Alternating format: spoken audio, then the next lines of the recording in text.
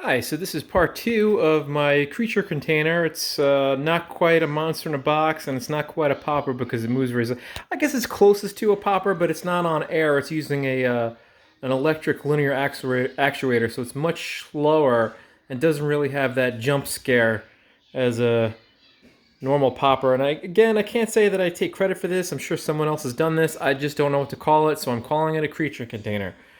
Okay, so let me just go over a few things that I've done and we'll get a little more specific on the numbers because I was throwing out numbers last time and I really didn't explain too good.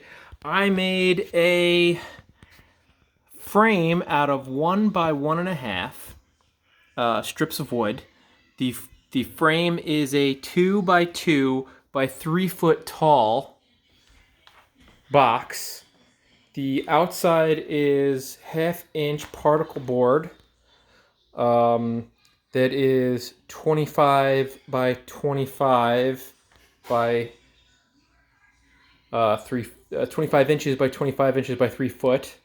And then I've added this strip of wood in the back here since the last video, and the T-hinges, and the top is 25 by 25 to match the extra 1/2 inch all around from the particle board. So that's a little more specific on the sizes. I'm sorry about the last video, just kind of throwing out numbers there. And then I want to give you a little bit of my thought process here. I remember I said use what you got. Well, I have a bunch of these old shutters. They were decorative shutters that were taken down a couple years ago and sitting in a closet. And I was actually pulling them apart to use the hinges before I found these strap hinges in a box in the basement. And then I thought, why don't I just use the shutters? I'll put 2 shutters together and it'll kind of accordion out. But that was more work engineering how to push them up. You know, there would be more joints and things connected to other things. So it would save work now, but make more work later. So I decided not to go with that. So let me get rid of that.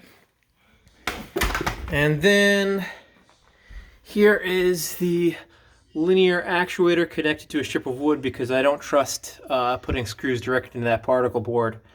Anything that's moving because it'll jiggle loose and rip holes in that particle board. And then same thing at the top. Put a little nub there to give it something to bite into. And we're gonna try it out. There's no I didn't hook up the sensors or anything yet. This is just a dry run. We're going to find out if it worked together. There is already a program in here, so I'm just going to press play and see if it works.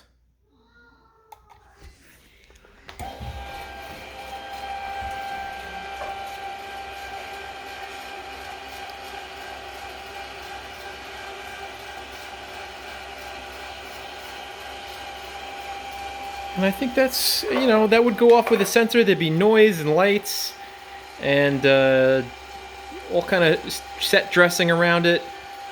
It is a little slower than I would like. Oh, let's make sure it doesn't, hold on, it might go all the way back. Let's see how far back this goes. And then it's pulling back to start position. All right, well, it works.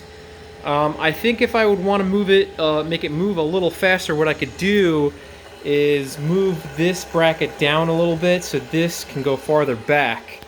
And then I'll multiply the speed basically at this end by how fast it goes. That actually wasn't too bad, if, you know, if you don't count the resetting as part of the attraction here. That's not too bad actually. So, okay, I guess the next video I will have the brackets for the two-way mirror. The two-way mirror is just a piece of plexiglass with some mirror car tint on it.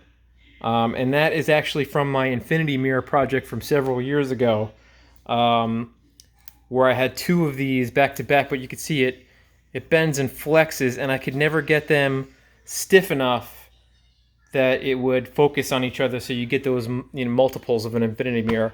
So I have an extra one lying around, and I'm going to put it in the front of this. All right, bye.